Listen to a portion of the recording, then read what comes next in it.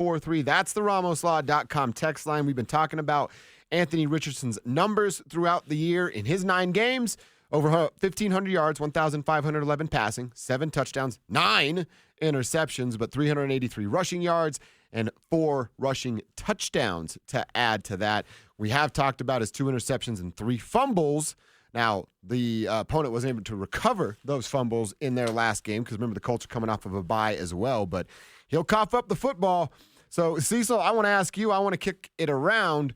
Who is the spy on Anthony Richardson? Is that the play? Right. And is it Justin Strnad, who ran a 4.7 at his combine? Is it Cody Barton, who ran a 4.6 at his combine? But Anthony Richardson, that 0.2 matters now, a 4.4. Yes. Just a couple of years ago. Are those the two, or are you going outside of the box with the spy? I could look at a spy with P.J. Locke. Oh, okay. Strnad was hurt at the combine. That's why I had the worst combine of an inside linebacker like in combine history.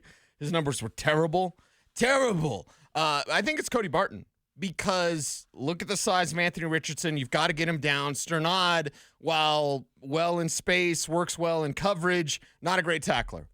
There's been a lot of these games where they win, but man, you watch Justin Strnad, you're like, oh, he's missing tackles out there. Okay, so that's not great, Bob. You want to fix that. You want to have a guy that can bring down a large quarterback like Anthony Richardson. That's Cody Barton. So I think Barton's got the athleticism. He's the green dot guy. He'll be able to tell and decipher quickly, do I come up and fill for Jonathan Taylor, or do I watch Richardson and the team should just mush rush him, go as deep as he is, and then collapse, have a guy spying that just watches him to make sure he doesn't break out of the pocket. Yeah, and I wonder how much – I mean, he's going to run. He's going to scramble a little bit. But I just wonder how much a guy like Shane Steichen wants to, hey, I have to get Jonathan Taylor going.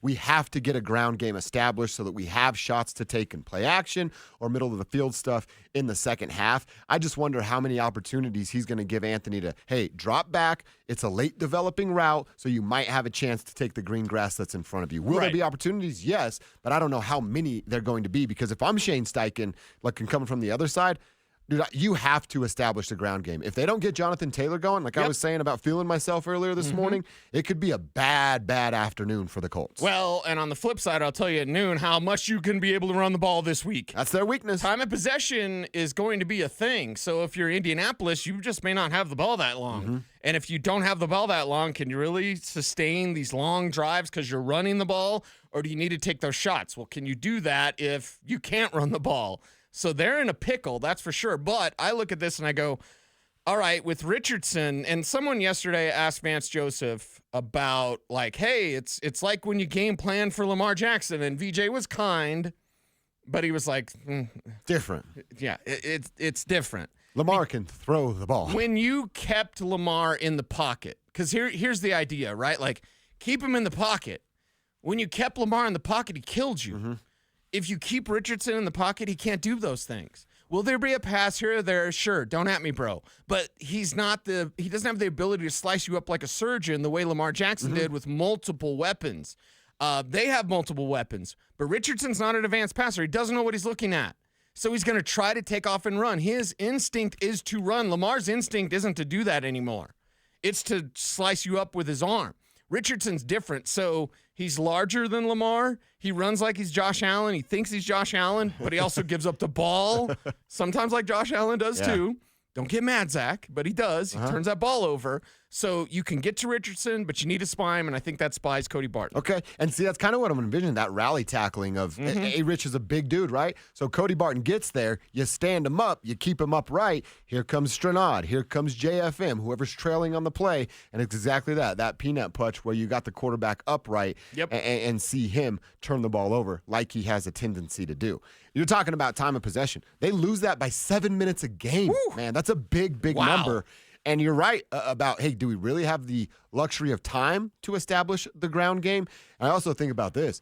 How much – they already have a ton of pressure coming into this. They lose this game, their playoff chances drop below 6%. Yeah. So there's already that pressure. Now you talk about, all right, are we going to get enough possessions to hang with the Denver Broncos? Then there's pressure on your quarterback we have to score every time we touch the ball, be it 3 or be it 6. We have to find a way to put the ball through the uprights or in the back of the end zone. I'm just, again, I'm envisioning Richardson white-knuckling it, Shane Steichen trying to take too many deep shots because he thinks that's all their only chance is, right, and it leading to interceptions and then fumbles, of course, from the quarterback. And for me, it's they have a bend but don't break defense. So you have pressure on your offense to score and make him break. Noon, I know how to make him break. Later, Stoke. See you guys.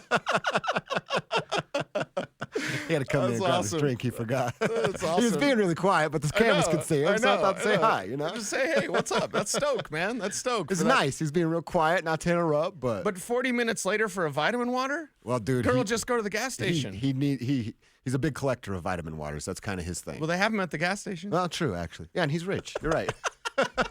Should have just bought another one. What's your superpower? I'm rich. But with Richardson and the Colts, it's like you have pressure on the defense to bounce back from the Browns' performance. You weren't good.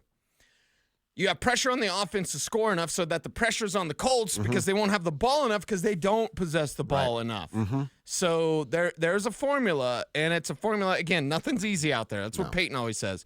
But there's a formula to beat this Colts team and to do what you're envisioning, kind of run away with this thing. Yeah. I saw a list this week, and again, we don't dive deep into lists. But, we don't do list radio. At least not in December. But I saw this like rookie ranking thing, and we talked about Bucky Brooks redrafting, and he had Bo at the fourth quarterback, 6th overall, but going to the New York Giants. ESPN did a rookie rankings, and it's multiple contributors, and they're just going, hey, who are the top 10 rookies right now? Number 1 was Brock Bowers. Everybody seems to love Brock Bowers and his 3 wins that he's got with the Raiders. So it's cool. He's a great player, but tight ends don't matter unless you have a quarterback, and the Raiders don't yet. Jaden Daniels was number 2. You're really high on Jaden Daniels? Love him. I'm really high on Jaden Daniels. I think he's an outstanding player. No arguments there. 3 is Jared Verse, Los Angeles Rams edge rusher. We saw this team last night. All right, they're playing pretty good football. He's a good piece of that. Then we get to Bo Nix. Bo Nix is 4th on this list. I don't know that I could put him after Jared Verse. That might be my really big complaint. Right. I wouldn't have put Brock first. Again, I know he's a really good tight end, but tight ends don't matter if you don't have a quarterback, and they don't have a quarterback. So I think Brock would be below Jared Verse even for me because he's making impacts on a team that's going to the postseason. I'd go Jaden, Bo, Verse, then Brock Bowers. That's what my top 4 would be. Okay. Yeah, that's a good top 4 to have. And I'd have to steal this from my buddy Dave Kluge. And Drew Spivak, you'll love me for this because you pull up a picture of Brock Bowers. If you're not driving right now, pull up a picture of Brock Bowers. He looks like a 40-year-old hockey player that's about ready to come out of retirement to help win the Stanley Cup. That's what Brock Bowers looks like. So Kluge tweeted that. I think he got like 1 million retweets, but I thought that was funny. For me, I'd put Bowers a little bit higher. Okay. I put Bowers. He's doing something we just never see.